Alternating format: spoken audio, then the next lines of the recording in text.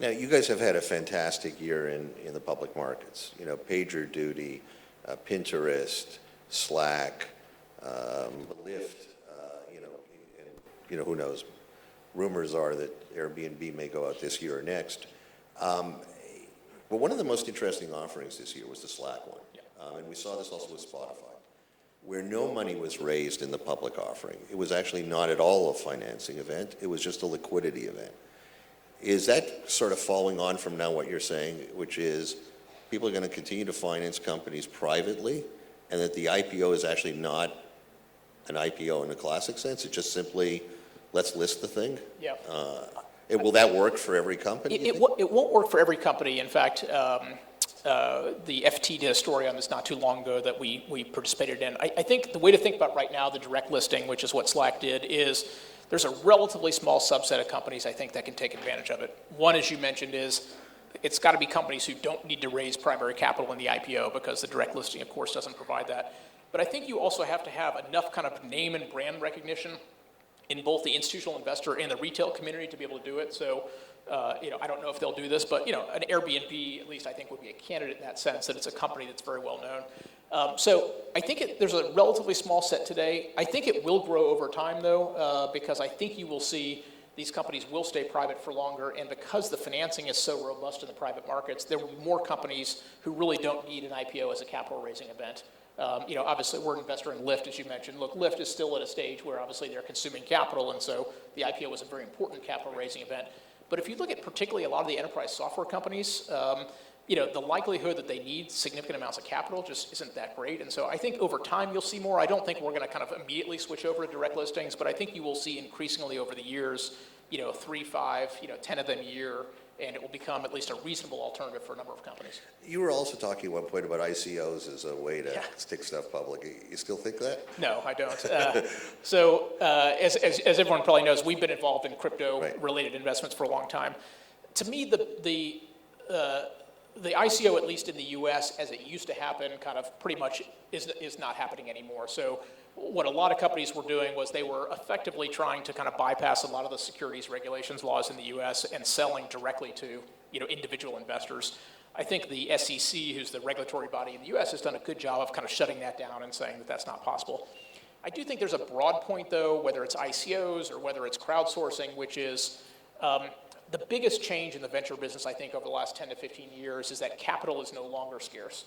And so to me, what that means is any VC has got to think about what else can I offer an entrepreneur besides, capital. And so if venture is going to continue to be relevant for the next 15, 20, 30 years, I think that trend is not going away. And so to me, ICOs, crowdsourcing, all these other things, these are just kind of avenues that kind of, I think, really remind the venture community, at least in my mind, that capital is available in lots of places. And so for you to kind of continue to differentiate in the market, you've got to do something else. Yeah, talking about capital, as you say, there's no absence of capital. And to a certain extent, money is chasing great entrepreneurs. You guys have created a very interesting model by providing a whole basket of services to those entrepreneurs. One of the things that surprised me is how little due diligence entrepreneurs do on their potential funders. They go basically on brand. They don't necessarily go on who the partner is, and a problematic partner can also destroy a company. Maybe a couple of tips. In an environment where there's a lot of money, relatively it's easier to raise capital than it certainly was 5 years ago. What would you recommend to the entrepreneurs in this audience about being more selective or doing more work about really which VC in this busy environment they should go to? Yeah, this is to be honest, this is a lot of the reason why I wrote the book. And what I've observed, at least over the last 10 years now in venture, and having been in the entrepreneurial world for 10 years before that, is I mentioned this in the book, which hopefully will translate well here, but it turns out the average VC relationship is actually greater than most marriages, lasts longer than most marriages. So in the U.S., hopefully the Israeli data is better. In the U.S., it turns out 8 years is the median time to divorce. And that's pretty depressing when you think about it. But it turns out, as I said, many venture capital relationships will last 10, 12 years. And so I think it's a huge problem that a lot of entrepreneurs don't take the selection process for a partner in venture capital at least as seriously as you take the selection process for your soulmate, given the time there. And so a lot of the book, I think, a lot of the reason I wrote the book is to try to kind of demystify that process and help people understand. And so, yeah, look, I think what you should figure out is what do you want, first of all, from a venture capitalist? And look, if all you need is money, then that's wonderful. There's, as we talked about, there's plenty of sources of capital. So, you may not even need to constrain yourself just to venture capitalists. But if you're looking for and you believe that somebody can actually help you at least think about the business in a critical way, help you in terms of access to relationships you might not otherwise get, I think you've got to do that diligence up front. And unfortunately, I think you're right, which is most people kind of either find their way into a venture capital firm just because somebody introduced them, as opposed to them proactively doing diligence. And I think the reality is, in this market, the opportunity for people to actually understand who the venture capitalists are, get to know them, build a relationship is just critical, given how long you're going to spend in that relationship. Yeah, one of the other, by the way, I strongly recommend the book. It's an outstanding book. One of the things, again, we've talked about in the past, and I think is an important lesson for Israeli venture capitalists in the audience. We're now tracking something like 600 venture funds in the U.S., Europe, and Israel. And we haven't seen a fund that hit 3x without at least one company doing 1.5x the fund. And it's become, and you've talked about it, home runs, or it's elephant hunting. Yep. We've had a tendency in Israel sometimes to sell our companies a bit early. I think we're seeing now a next wave of, I would say, 20, 25 companies that are IPOable within the next couple of years in Israel. But I think when you look at a company, what are you looking for? I mean, you guys have a fairly substantial fund. I mean, we do, yeah. What size markets are you looking for? What kind of opportunities? Yeah, you're right. So here's how we think about the business is, for better or worse, unfortunately, as you know, most of what we do, we're wrong, right? So probably 40 to 50% of what we do, we're just going to get wrong, which means in the U.S. we have this very polite way, we call it impaired capital, which is a polite way of saying you basically screwed up, you made a bad investment, you're going to lose all your money, right? And so the only thing, as you pointed out, the only difference between successful and not successful venture funds tends to be what percentage of your investments are in the 10x, 50x, 100x category. So you're right, that leads you to kind of elephant hunting, which is we have to do that. So the first thing that means then is we have to at least believe that the market size you're going after is big enough to be able to sustain a public company. And today, I think what that means in the US is, look, you have to be able to have a multi-billion-dollar market cap, which means probably you have to be able to get to $300, $500 million in revenue, right? So that's kind of thing number one. And then, after that, most of what we're trying to evaluate is team, right? We're trying to figure out, okay, let's assume the market's big, therefore it's going to be competitive. Now the question is, why this team versus any other team, right? What is it that this team is uniquely qualified to do that somebody else is not doing that enables them to kind of actually go capture that market opportunity? And, just a side note on the Israeli market, I'm certainly not an expert on the market, but to me, the most exciting thing that you said about, is to me the most exciting thing about the Israeli market, which is, I agree with you, is I think that the opportunity now for companies to kind of actually be IPOable and think about that as the long-term objective, to me, is just very, very different than certainly what we saw kind of 10 or 15 years ago. And I think that bodes extremely well for both kind of the growth in the entrepreneur culture here, as well as growth in venture capital dollars, because I think as people see that model can work in a market like this, then I think it's tremendously optimistic in terms of what the future is. So you're looking obviously for entrepreneurs who can scale the business. Right. And you're not looking for $200 or $300 million outcomes. It doesn't turn the dial for you, right? You're looking for very significant multi-billion-dollar outcomes. Yeah, that's right. And as you know, we think a lot about, we tend to back CEOs who are very kind of product technical oriented, not surprisingly, because of course these are product and technical companies. And a lot of the way we've set up the firm is to try to see, can we help those CEOs scale to be the long-term CEOs for the business? We love the success model where you have a Jeff Bezos running Amazon, or you have a Mark Zuckerberg at Facebook, or Larry Ellison at Oracle, or obviously Bill Gates at Microsoft for a long period of time. We think the affinity between the product visionary and the CEO who's making allocation decisions for the company is a great thing. And so, yes, what we're looking for is people who may not have all the skill sets necessarily today to get there, but we feel like over time they can grow into that role. And that's a great combination. If we can find kind of product visionary coupled with someone who wants to go build an IPOable company, then that's the perfect sweet spot for how to think about investing. And you guys, talking about product, so when you guys have talked a lot about the issue or the expression product market fit as crucial. And I guess one of the big questions is, what is that? Like, how do you know I've got product market fit? Are there certain, and you, Mark, Ben, have talked a lot about that as a condition for, certainly making significant investments in the companies. for these entrepreneurs in this audience, how do they know that they've actually hit Yeah. product market fit? Sometimes people may mix, up 5 or 10 customers and say, hey, I've hit it. Yeah. What's the point? Yeah, so a couple things on that. And first of all, and I talk about a lot of this in the book, but one thing, first of all, is at the early stages of company development, I think entrepreneurs worry too much, particularly when they're pitching VCs about the concept of product market fit. And I think the reality is we know that the product is going to look very different tomorrow from what it does today once you get into market. And so we're more interested at the early stage in kind of your thinking. We use this term kind of idea maze is how we think about it. And the idea is kind of what is your thinking that got you to this being the first principle of the product, but we also want people who are going to be malleable to, kind of changes in the market. But I think the simple way maybe to define product market fit would be, okay, if you added salespeople, and assuming they were successful, do you think that you could actually basically, increase the growth rate of the company meaningfully, right? So in other words, that there is a target set of customers for whom the product that you have today actually meets their needs such that they're willing to basically pay for it. But the other thing about product market fit is I think people think of it as a static thing, which is, okay, we've achieved product market fit, great, now let's just go, put 100 people against this. The reality is product market fit evolves over time, right? And so you can have stages of product market fit where you say, great, we're able to access this part of the addressable market, but we know, again, that those customer needs and those customer desires are going to change over time. So I think you have to almost rethink product market fit at every evolution of the company just to make sure that you're actually deploying sales resources in a way that's additive to the company as opposed to potentially being a huge cash drain for the business.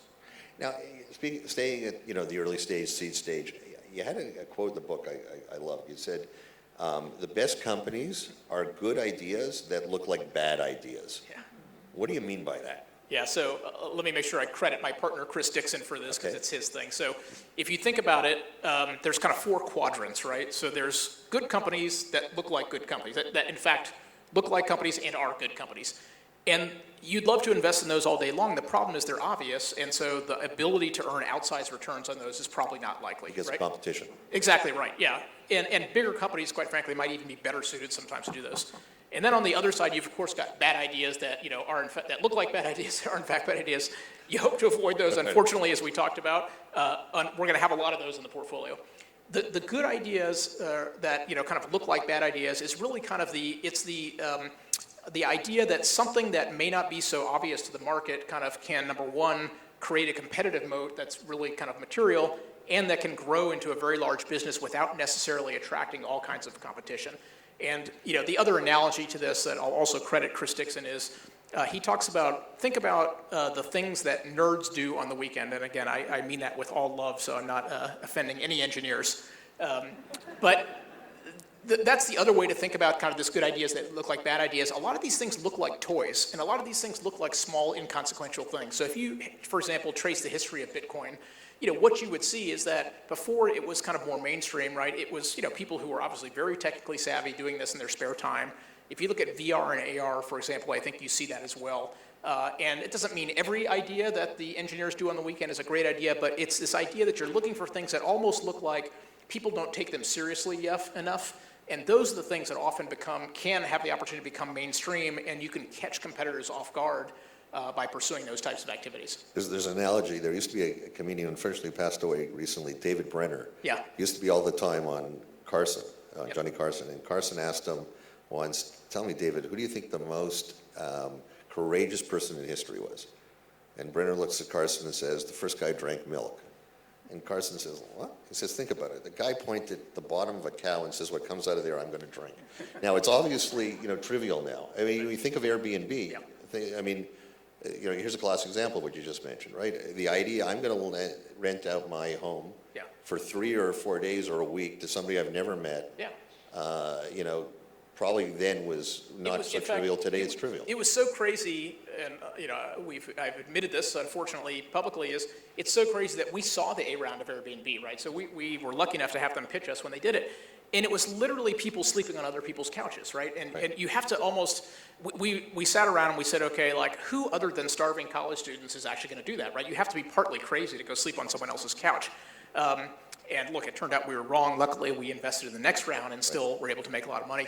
But I think the other thing that's interesting is how much timing matters with some of these ideas too. So in the US, we just had the IPO of a company called Chewy.com, right? Yep. Some of you hopefully may have had it in your portfolio, which is a pets food online company, right? Right.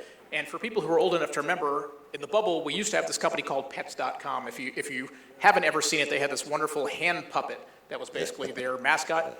But it goes back to what we said, which is, look, Pets.com, no matter how great of a business it was in 1999, never would have worked because there weren't enough people who actually wanted to buy stuff online.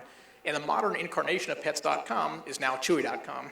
You know, we're an investor in Instacart. I don't know if Instacart has made it out to Israel yet, but, you know, there was a wonderfully, you know, catastrophic company called Webvan that got started in 99, 2000 that burned hundreds of millions of dollars trying to do the same thing. And 10 years later, almost 20 years later now, these things work. And so it's a little bit of the good idea, bad idea thing, which is, you know, you would almost instinctively never want to back Instacart if you had had this experience with Webvan, right? You almost have to kind of forget those things and learn the right lessons from failure in order to see things that may not look quite as obvious when they actually come around, and the timing may actually be appropriate. I want to go back for a second to the issue of fundraising, because you talk a lot about in your book about term sheets and mistakes that entrepreneurs make in fundraising.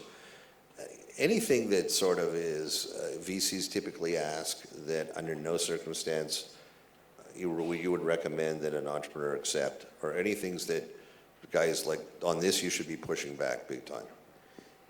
Yeah, look, the main point I try to make in the book is everything you do now is going to set a precedent for what happens down the line, right? And so to me, the most important thing to think about is, number one, you know, valuation. Obviously, we all love to talk about valuation because it's sexy, of course, to talk about money, and that's great.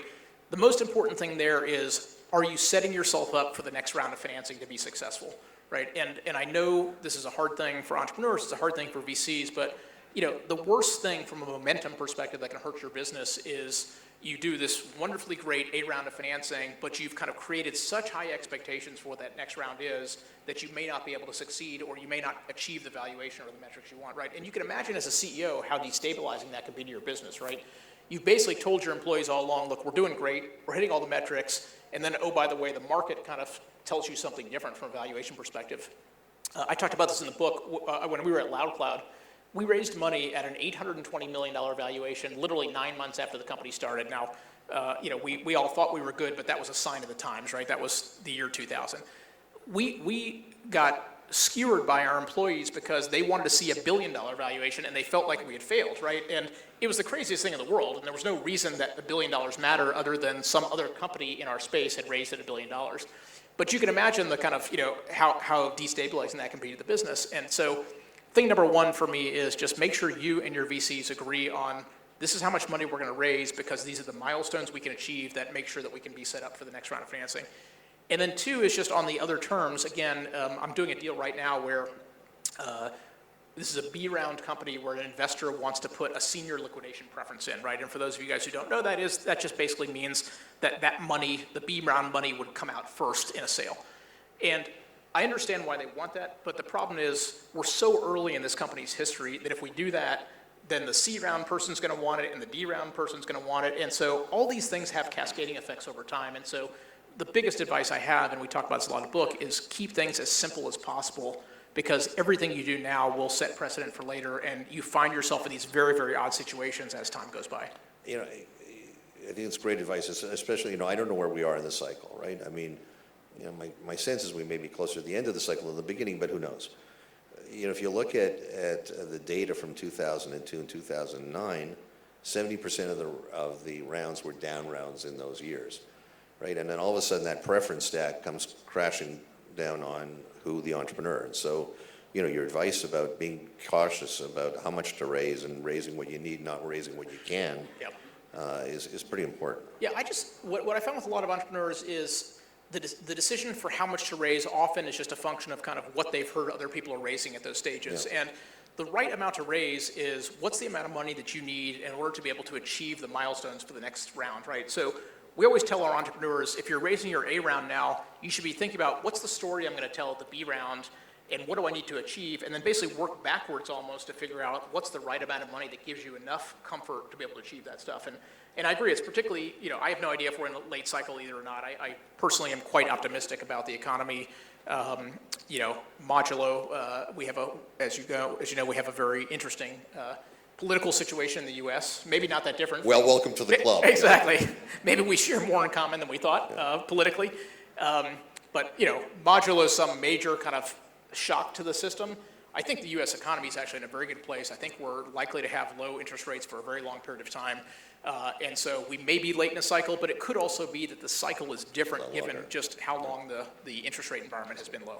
A couple of questions on sort of Israel related. A lot of news was made last week, both here and globally, about Adam Neumann selling $700 million of WeWork stock before investors had any, real cash out. What kind of message does that send? How do you look at the issue of entrepreneur liquidity prior to a financing event or certainly a public offering? This is definitely something that's changed also a lot over the last 10 to 15 years. I mean, when I first started in the tech business, the idea of anybody selling before an IPO was just crazy, right? It never used to happen. And even when we started the business 10 years ago, you did see kind of, a couple $1 million maybe here and there, and, people would buy houses and stuff. To me, I'm not an investor in WeWork. I mean, something like that just makes no sense, and I think it really does change the incentive structure for people. I can understand, something that allows you to kind of take the pressure off a little bit to, kind of buy a house or Pay down the mortgage. Pay down a mortgage, right, stuff like that. But something like that is hard to imagine that that's not life-changing money for anybody, right, and could impact, obviously, how people think about the business. So I think it's not going away. I think that one's an extreme example, to be completely clear. Yeah. But we have seen $1 or $2 million go to certainly $5 to $10 million already in the U.S., and so... Yeah, we're seeing it here now, too. Yeah. We have the secondaries. Yes. We're active with that and giving founders liquidity, and it's happened here as well. Yeah. One final question, and again, specific to Israel. You guys have now made a few investments here. Yep, we have. Your partner, Martin's here frequently. Yep. Ben has got an investment here. When you're investing here, what do you expect? What are you looking for?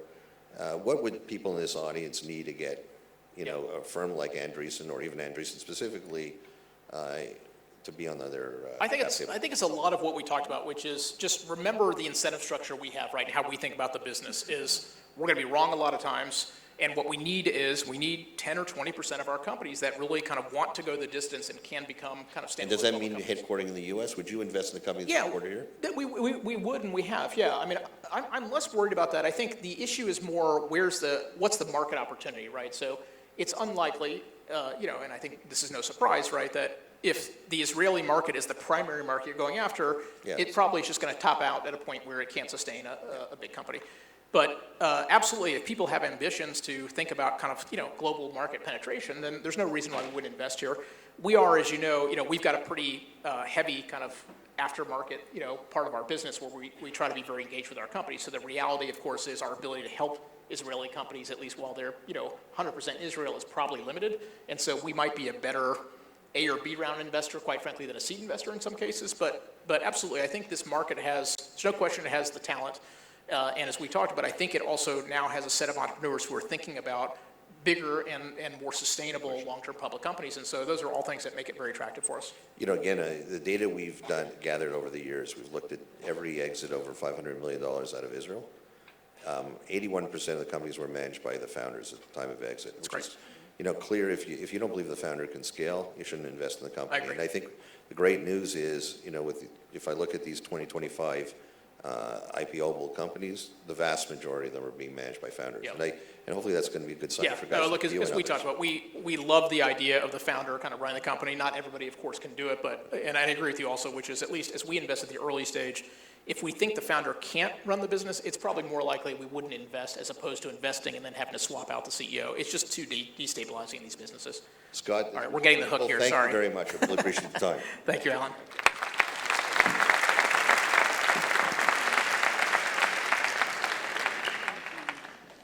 Look, Alan brought everyone inside. Thank you.